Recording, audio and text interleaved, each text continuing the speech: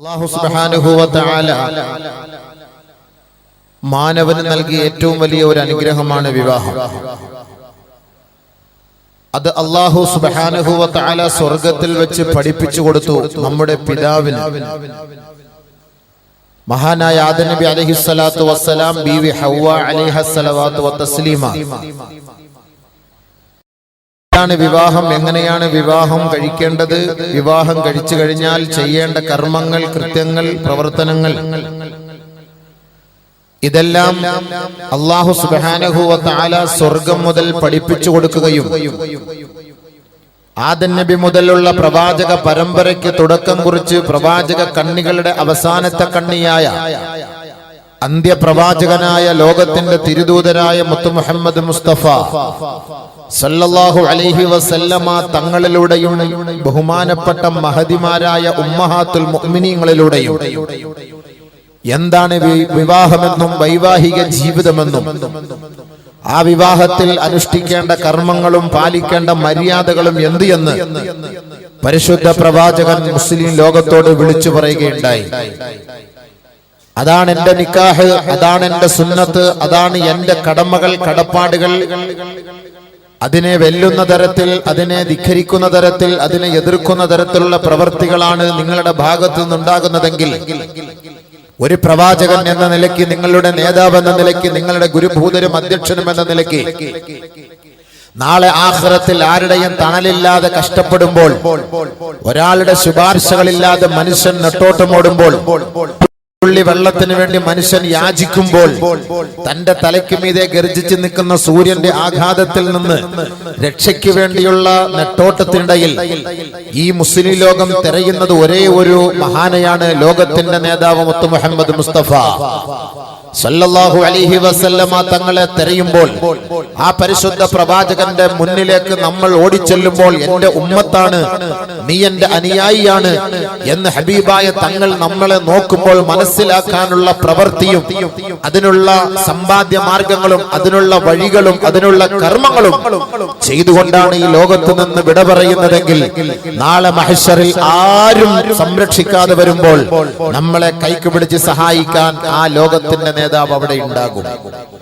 മറിച്ച് നബിതങ്ങളെ കാണിച്ചു തന്ന ശൈലിയിൽ വിപരീതമായി പാശ്ചാത്യ ലോകത്തെ കിടപിടിച്ചുകൊണ്ട് പരിശുദ്ധമായ നിക്കാഹുകളിലും ശരീഅത്തുകളിലും ഇസ്ലാമിക നിത്യ ആരാധനാ കർമ്മങ്ങളിലും നമ്മൾ മാറ്റം വരുത്തിക്കൊണ്ട് നമ്മുടെ ഇഷ്ടമനുസരിച്ചുള്ള കർമ്മമണ്ഡലമാണ് നമ്മളിവിടെ സ്ഥാപിക്കുന്നതെങ്കിൽ, നാളെ മഹ്ശറിന്റെ തിരുമുറ്റത്ത് ലോകത്തിന്റെ ഹബീബായ തങ്ങളെ നമുക്ക് കാണാൻ സാധിക്കുകയില്ല. അവിടെ സഹായവും നമുക്ക് നഷ്ടപ്പെട്ടു പോകും.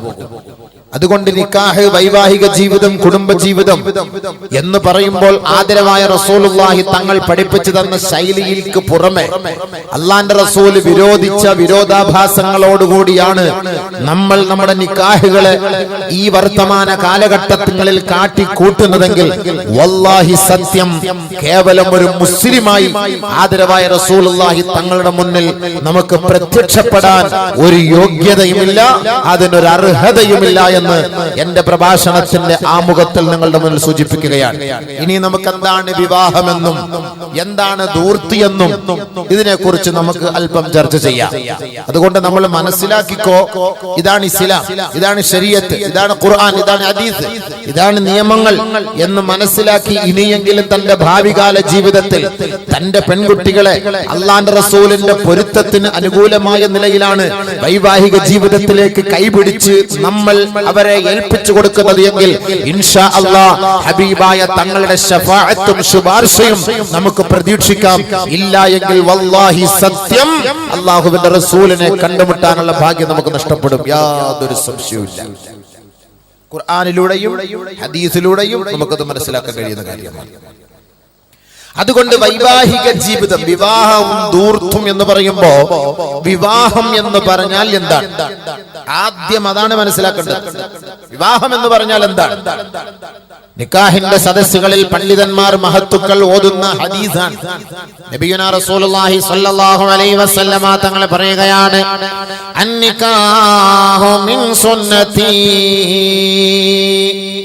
നിക്കാഹ് എന്റെ സുന്നത്താണ്, എന്റെ കർമ്മമാണ്. എന്റെ പ്രവൃത്തിയാണ്, ഞാൻ പഠിപ്പിച്ചതാണ്. ലോകത്തിന്റെ ഹബീബ് മുഹമ്മദ് മുസ്തഫ സല്ലല്ലാഹു അലൈഹി വസല്ലം പറയാണ്, നിക്കാഹ് ആരുടെ കർമ്മം? നിക്കാഹ് എന്ന് പറഞ്ഞാൽ, വിവാഹം എന്ന് പറഞ്ഞാൽ എന്ത്? അതാണ് നമ്മൾ ആദ്യം മനസ്സിലാക്കുന്നത്. എന്നിട്ട് തീരുമാനിച്ചണം, ഇനി അള്ളാന്റെ വഴിയിലാണോ റസൂലിന്റെ വഴിയിലാണോ, മറ്റുള്ള അള്ളാഹു അവന്റെ റസൂൽ നിഷേധിക്കപ്പെട്ടവരുടെ വഴിയിലാണോ എന്ന് നമ്മൾ തീരുമാനിച്ചു. അന്നിക്കാഹു മിൻ സുന്നതി ഫമൻ റഗിബ ഫീ സുന്നതി ഫഹുവ മിന്നി.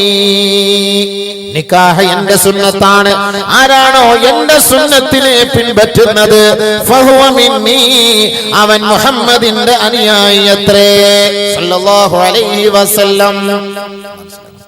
അല്ലാഹുവിന്റെ റസൂലിന്റെ വാക്കാണ്, നബിയുനാ റസൂലുള്ളാഹി സല്ലല്ലാഹു അലൈഹി വസല്ലമ തങ്ങളുടെ വാക്കാണ്. നല്ലതുപോലെ ശ്രദ്ധിച്ചോ. ഇവിടെ വേറൊരാളുടെ വാക്ക് ഇവിടെ ചർച്ചയില്ല, നമുക്കത് ചർച്ച ചെയ്യേണ്ട ആവശ്യമില്ല. വീണ്ടും ആദരവായ റസൂലുള്ളാഹി തങ്ങൾ പറയുകയാണ്, വമൻ റഗിബ അൻ സുന്നതിഹി ഫലൈസ മിന്നി. ഞാൻ പഠിപ്പിച്ചു തന്ന നിക്കാഹല്ലാതെ, ഞാൻ പഠിപ്പിച്ചു തന്ന വൈവാഹിക ജീവിതമല്ലാതെ, ഞാൻ പഠിപ്പിച്ചു തന്ന വിവാഹ കർമ്മമല്ലാതെ, ഭൗതികമായ ലോകത്തിനെ അനുകൂലിച്ചുകൊണ്ട്, പാശ്ചാത്യ ലോബികളെ കിടപിടിച്ചുകൊണ്ട്, എന്റെ സുന്നത്തിനെ കാലത്തിന്റെ ിലേക്ക് വലിച്ചെറിഞ്ഞുകൊണ്ടുള്ള നിക്കാഹാണ് നിങ്ങൾ നടത്തുന്നതെങ്കിൽ ഫലൈസ മിന്നി, അവൻ എന്റെ സമുദായമല്ല, അവൻ എന്നിൽപ്പെട്ടവനേ അല്ല. നബിയുനാ റസൂലുള്ളാഹി തുടക്കത്തിൽ അല്ലാഹുവിന്റെ റസൂൽ ലെഫ്റ്റ് അടിച്ചു കളഞ്ഞു. തുടക്കത്തില് ബാക്കിൽ അങ്ങനെ ഇട്ട് കൊടുക്കാതപ്പാ, കുറച്ച് മുന്നോട്ട് ഇട്ട് കൊടുക്കും, കുറച്ചുകൂടെ മുന്നോട്ട് നിരുന്നോട്, എല്ലാം അങ്ങോട്ട് ബാക്കിൽ പോയിരിക്കുന്നു, കുറച്ചുകൂടെ മുന്നോട്ട് നിന്ന് സാധിച്ചു. എല്ലാം ലാസ്റ്റ് തുടങ്ങല് EP വന്നിട്ടുണ്ടോന്ന് അറിഞ്ഞിട്ട് ആ ഇടയ്ക്ക് ഗ്യാപ്പ് വേണ്ട, കുറച്ചുകൂടെ മുന്നോട്ട് നീക്കണം. എല്ലാം ബാക്കിൽ കൊണ്ട് ഇങ്ങോട്ട് ഫ്രണ്ടിലോട്ട് പിടിച്ചിരുത്ത്, ഇങ്ങോട്ടൊക്കെ സൈഡിലോട്ടൊക്കെ പിടിച്ചിരുത്ത്, ഇങ്ങോട്ട് വാ. സൗണ്ട് കേട്ടിട്ട് ആൾ വരുള്ളൂ, EP വന്നിട്ടുണ്ടോ ഇല്ലയോ എന്ന് അറിയാൻ വേണ്ടിട്ട്. അങ്ങനെ പുറത്തിങ്ങനെ നിൽക്കും പുരയില്. എല്ലാവരും ബാക്കിൽ കൊണ്ടിട്ട് കൊടുക്കാണ്. എന്തിനിപ്പോ ഇറങ്ങി പോകാൻ, ഓടിപ്പോകാൻ. വാ, അടുത്ത് വാ, എഴുന്നിട്ട് വാ, യാ അല്ലാഹ് അടുത്തന്നിരി. കമ്പ്യൂട്ടറൊക്കെ ഒന്ന് കാണാപ്പ, അടുത്തൊന്നിരിപ്പ. നിങ്ങളെ കമ്പ്യൂട്ടറിലൊക്കെ നിങ്ങളൊക്കെ ഇരിക്കും, നിങ്ങളുടെയൊക്കെ ഇച്ഛാമാര് കാണും ദുബായിൽ ഫ്രീ ആയിട്ട് നിങ്ങളെ ഒന്ന് കാണാൻ പറ്റൂലേ അവർക്ക്? എഴുന്നിട്ട് അടുത്ത് വന്ന് നിങ്ങൾ ചുമ്മാ പറയുക.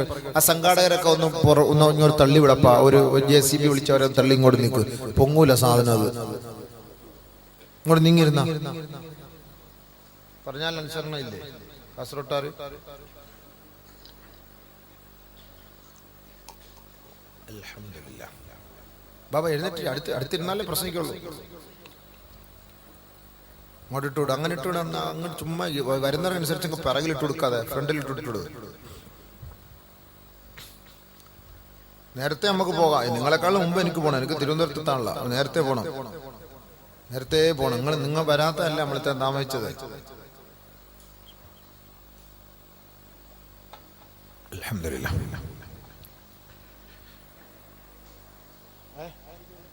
അതൊക്കെ ഞാൻ വെച്ചോളാം, അവിടെ വെച്ചോ. എല്ലാം ഞാൻ ഞങ്ങൾക്ക് നമുക്ക് ആര് ഹിദ്മത്ത് ചെയ്താറുണ്ട്. അൽഹംദുലില്ലാഹ്. നല്ലപോലെ മനസ്സിലാക്കണം. നിക്കാഹ് വിവാഹം എന്ന് പറഞ്ഞാൽ ചുമ്മാ എന്താ വിവാഹം, നല്ലപോലെ മനസ്സിലാക്കാനുള്ള തൗഫീഖ് തരട്ടെ.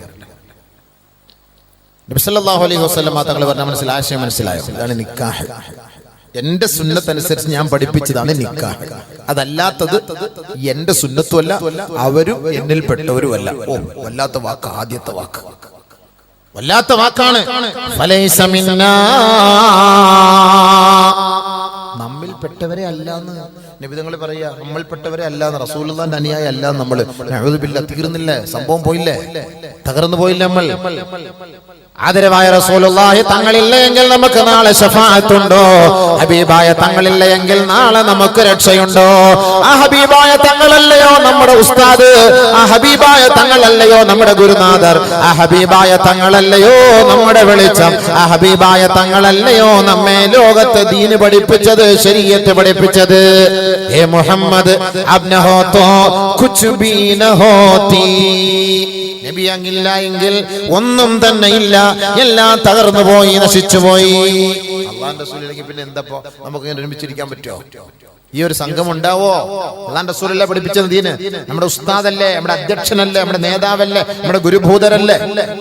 ഏ മുഹമ്മദ് അബ്ന ഹോ തോ കുച്ച് ബി ന ഹോതി.